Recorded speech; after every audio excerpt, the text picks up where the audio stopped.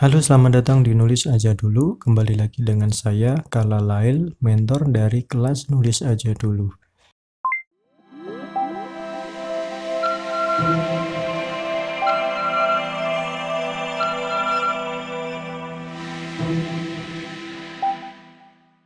Kali ini saya akan memberikan kritik dan saran untuk puisi peserta kelas menulis saya. Yuk langsung saja kita bedah puisinya. Baik, inilah puisinya. Puisi ini ditulis oleh salah satu peserta dari kelas menulis puisi di kelas saya. Judulnya Istirahat. Ada 2 bait. Mari kita baca terlebih dahulu puisinya sebelum saya memberikan krisan. Pelankan suara saat ku sakit, cukup tak ingin ingat rasa pahit. Terasa menghimpit, dunia begitu sempit. Tak terdengar, senyap, pandanganku dipenuhi asap. Hanya sanggup meratap, jika tubuh kembali tegap, kan ku tuju kiblat. Tinggalkan obat, namun sayang kulihat lebar sayap makhluk Tuhan bernama malaikat. Surakarta, 28 Januari 2020. Ya, seperti itulah puisinya. Nah, di sini saya sudah memberikan beberapa beberapa catatan untuk memberikan masukan ke puisi ini. Oke, yang pertama di sini saya lihat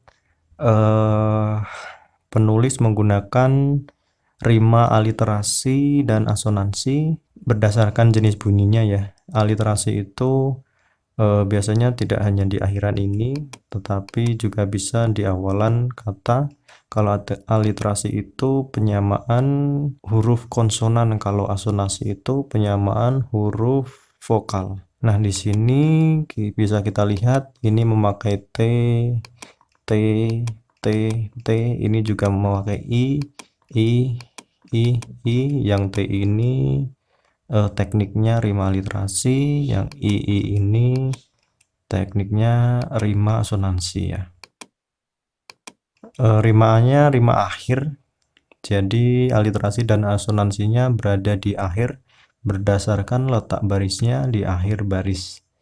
Dan ini memakai rima terus atau rima langsung, artinya berdasarkan letak baitnya langsung. Jadi setiap baris itu akhirannya sama semua, yang dinamakan rima terus atau rima langsung.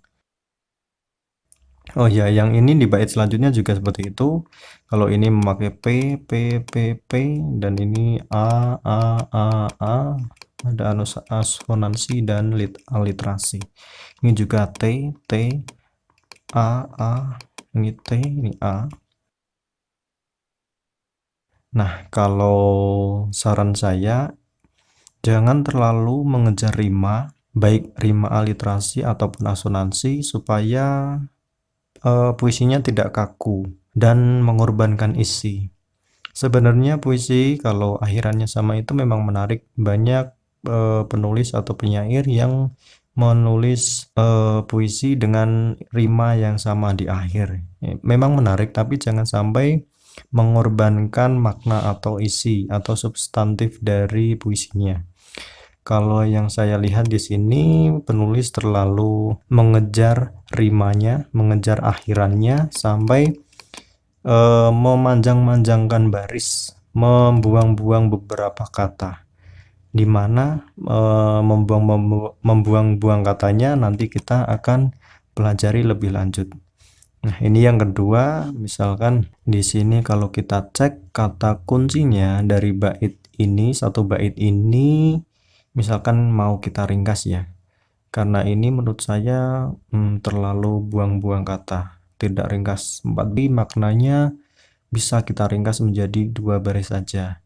Kita lihat dulu, kata kuncinya dari bait ini adalah rasa sakit, senyap. Nah, suara ini memelankan suara, senyap kalau yang saya tangkap itu. Dan sesak ini dari mana? Dari ini, sempit dan menghimpit. Nah, Tiga kata kunci itu rasa sakit, senyap, dan sesak.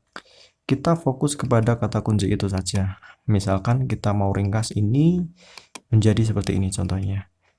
Suatu sore aku jatuh sakit. Dunia tiba-tiba senyap dan sempit. Dua baris ini sudah mewakili 4 baris ini. Maknanya pun tidak berbeda jauh. Kok bisa saya menulis atau meringkas dengan cepat atau meringkas dengan mudah? Kita fokus aja ke kata kuncinya ini tadi dan buang kata-kata atau frasa yang tidak perlu. Apa aja yang tidak perlu? Misalkan ini kita langsung masuk ke ini aja, ketiga. Kita loncat dulu ke 4 ya. Kita loncat ke ini dulu. Nah, misalkan ini. Kita pilih salah satu saja ini. Kita mau pakai terasa menghimpit atau dunia begitu sempit. Ini pilih salah satu saja karena dua ini sebenarnya kan buang-buang atau mengulang kata, mengulang makna juga. Kita misalkan memakai dunia begitu sempit tok. Ini dihapuskan tetap sama saja, makna yang ingin disampaikan tetap terpegang. Ini dihapus, ini memakai yang ini saja juga bisa, terasa menghimpit. Nah, nanti pembaca akan bertanya-tanya apa yang menghimpit, apa yang terasa menghimpit. Nah, biarkan pembaca menerka-nerka sendiri. Kalau saran saya ini saja yang dihapus, ini yang dipakai. Atau diringkas sekalian saja menjadi seperti ini. Suatu sore aku jatuh sakit. Ini jelas, suatu sore aku itu jatuh sakit. Dunia tiba-tiba senyap dan sempit. Nah, perasaan sakit itu membuat dunia terasa senyap, sunyi, dan merasa sempit, menghimpit ini tadi. Maknanya sama. Ini sudah bisa mewakili 4 baris ini. Yang selanjutnya, nah ini. Di sini ada kata ingat. Saya agak rancu melihat ini. Ingat ini seakan kejadian sakitnya itu sudah terlewat. Padahal setting waktunya si aku itu masih sakit. Dari sini yang saya lihat itu si aku atau penulisnya atau si saatku sakit aku ini di sini masih sepertinya masih terbaring sakit. Nah, kalau ini dimasukin ingat, cukup tak ingin ingat rasa pahit ini kan seakan-akan penyakitnya atau rasa sakit atau keadaan sakitnya itu sudah lewat. Si aku tidak ingin mengingat rasa pahit dari rasa sakit itu. Yang selanjutnya, nah, dari yang saya baca, kalau kita lihat dari awal sampai sini memang kesannya puisinya terlalu transparan ya. Sekali baca langsung paham. Kita bedah ini dulu aja, endingnya yang bikin puisinya semakin transparan. Nah, kita fokus 2 baris ini. Nah, misalkan kita ganti akhirannya ini menjadi kita masukkan metafora-metafora supaya baris ini tidak terlalu transparan atau terlalu jelas. Misalkan jadi seperti ini. Namun sayang kulihat ribuan sayap menutupi jendela dengan rapat, menutupi mataku dengan lelap. Nah, di sini ribuan sayap ini merujuk ke siapa? Ke ini malaikat. Kenapa? Kita semua tahu kalau malaikat itu sayapnya sangat lebar, sangat besar. Ada ribuan sayap yang dimiliki oleh malaikat. Nah, tiba-tiba malaikat itu menutupi jendela. Di sini mengindikasikan bahwa jendela ini representasikan ruangan di mana si aku ini sakit, bisa di rumah sakit, bisa di kamar, di rumah bisa. Nah, di sini kita memasukkan objek jendela untuk merepresentasikan tempat. Nah, ketika kita memasukkan jendela ini, kita jadi tahu di mana setting tempatnya. Oh, ada jendela, pasti ada di dalam ruangan. Nah, ribuan sayap ini menutupi jendela dengan rapat, sekaligus juga menutupi mata si aku. Nah, di sini kita lihat matanya si aku ini ditutupi tanpa kemauannya si aku. Jadi di sini seakan-akan ribuan sayap ini yang memaksa atau yang menutupi matanya si aku dengan lelap, bukan atas kemauan sendiri. Artinya si aku ini dipaksa untuk menutup mata dengan lelap, atau dengan kata lain si aku meninggal karena sakit. Ini juga sudah cakup 2 baris ini dengan metafora yang kita gunakan di sini. Malaikat ini kita metaforakan dengan ribuan sayap. Jika kita melihat 3 baris ini, rasa-rasanya tidak terlalu transparan dibandingkan dengan ini. Kalau ini kan pembaca seperti dikasih informasi mentah-mentah bahwa makhluk Tuhan itu namanya malaikat. Udah gitu tok. Malaikat tidak direpresentasikan menjadi sesuatu yang lain, meskipun di sini ada lebar sayap. Lebar sayap ini dijelaskan lagi di sini bahwa lebar sayapnya itu milik malaikat. Itu kan tidak membuat pembaca bertanya-tanya atau menerawang lebih jauh. Nah, itu sebaiknya dihindari yang seperti itu. Kita sebaiknya memakai metafora kalau kita memungkinkan untuk memakainya. Saran terakhir saya, misalkan meski baris akhirnya tadi ini diganti, kalau menurut saya dari yang saya baca, dari awal barisnya ini memang rasa-rasanya jika dibaca langsung bisa langsung dipahami. Puisi ini kurang lebih kan intinya seperti ini. Si aku sedang berjuang merasa pahitnya sakit, jika ada kesempatan sembuh ia ingin bertobat, tapi tiba-tiba ia melihat malaikat maut menjemputnya. Itu inti dari puisi ini kan sebenarnya cuma ini tok. Inti yang ingin disampaikan oleh penulis itu kan ini 3 baris ini tok. Dan kita saat membaca ini kita sudah langsung tahu, sudah langsung bisa membaca pikiran penulisnya bahwa ini 3 baris ini. Dan itu sangat transparan sekali kalau kita lihat. Nah, hanya begitu, artinya sekali baca itu kita langsung merasa selesai, tidak menyediakan ruang penafsiran yang macam-macam untuk pembaca.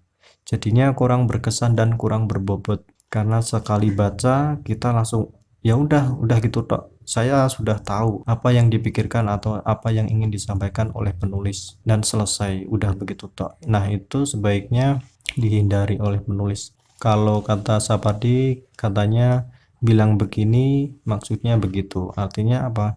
Kita sebaiknya menutupi atau jangan terlalu gelap, jangan terlalu tidak bisa dipahami, tapi juga jangan terlalu kentara atau jangan terlalu terbuka. Harus di tengah-tengahnya. Oke, jangan lupa kalau teman-teman ingin bergabung di kelas menulis saya, bisa langsung klik di link deskripsi gratis. Kalian bisa belajar puisi dan cerpen. Nah, ini contohnya. Ini kelas nulis aja dulu yang ke-6. Di sini kalian akan diberikan materi, puisi dan cerpen, dan ada tanya jawab yang akan langsung dijawab di sini di grup. Ini grupnya tidak akan tercampur oleh chat karena grupnya khusus, hanya admin saja yang bisa komen. Jadi tulisannya ini, tanya jawabnya bisa kalian baca kapanpun kalian mau. Silahkan klik link di deskripsi jika ingin bergabung gratis. Jika ada yang ingin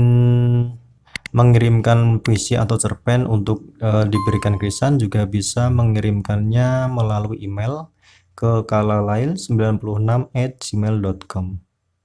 Oke, terima kasih. Kita berjumpa lagi di kesempatan berikutnya. Sampai jumpa.